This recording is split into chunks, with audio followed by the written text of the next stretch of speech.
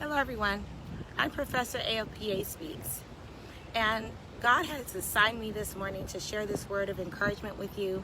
He sent me to this place on the harbor to sit out by the water and just share a simple question. Can you change?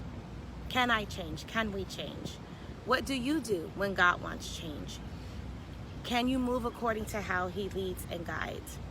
Proverbs 25 verses 1 through 5 says, "It is the glory of God to conceal a matter. To search out a matter is the glory of kings. As the heavens are high and the earth is deep, so the hearts of the kings are unsearchable. Remove the dross from the silver, and the silversmith can produce a vessel. Remove wicked officials from the presence of the king, and his throne shall be established through righteousness." Proverbs 24 verses 1 through 2 says, "It is in the Lord's hand that the king's heart is a stream of water, that he channels towards all that please him. And a person may think their own ways are right, but the Lord weighs the heart."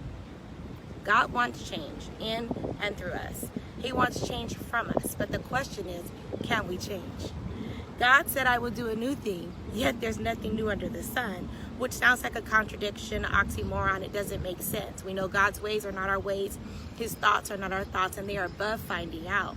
So God will create change in what already exists and where we already stand, so that His purpose can be revealed and His will can be fulfilled. But the question is, can we change? God requires change and desires that we change, and so it can be established through His righteousness alone. But again, can you change? Can I change? Change is inevitable. Nothing and no one ever stays the same. Everything must change. Ecclesiastes 3 tells us there's a time and a season for everything under the sun. So we all must change, whether we like it or not, whether we want it or not. It's gonna happen. The question is, can you change? So I challenge myself, as I challenge you through this video, to assess ourselves and determine, are we stuck? Are we stagnant? Have we reached a place of resistance and refusal to change into the ways and the things that God is requiring of us? Change is good, and change brings great blessings to our lives. Some things we can only obtain through change. We can't even get it until we change, until we're positioned and postured to be where and how God wants us to be. So let's together be the change that God desires and the change that the world needs to see.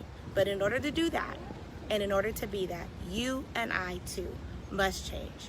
So I challenge you, can you change? Can you change into what and where and how God wants you to be? Can you allow God to move your heart, as Proverbs 24, 1 through 2 says, as a stream of water that He channels towards all that please Him?